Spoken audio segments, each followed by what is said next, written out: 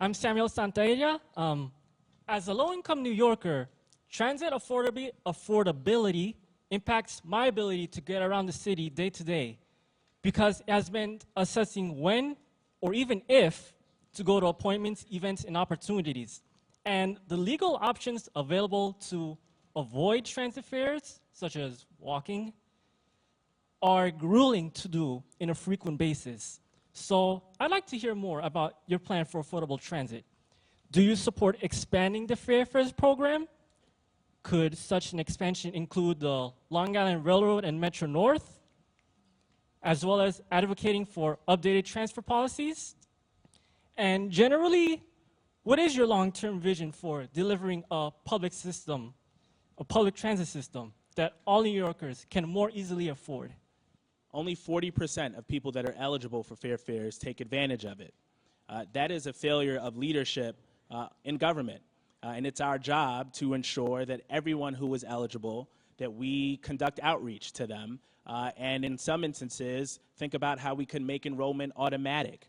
I think that that would be a great improvement to the system that would take away any of the barriers to people not accessing it now.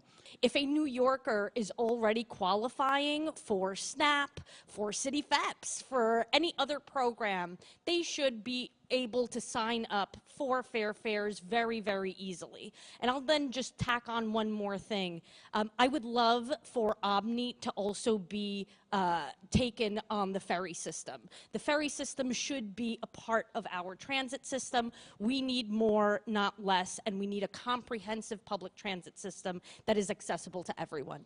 But also, look, we also, and I respect Assemblyman Mandami, and he has articulated the vision of free buses. That I don't support.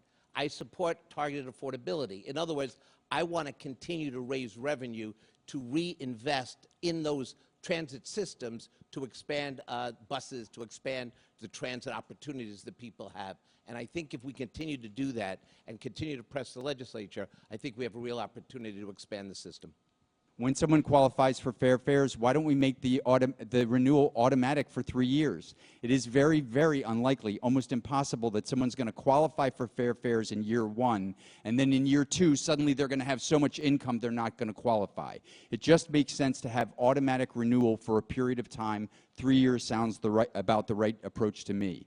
Yes, to expanding fair fares to people up to 200% of poverty. That's less than probably $50 million a year in operating subsidy we can afford to do it. I'd like to expand it to CUNY students as well who ought to have access.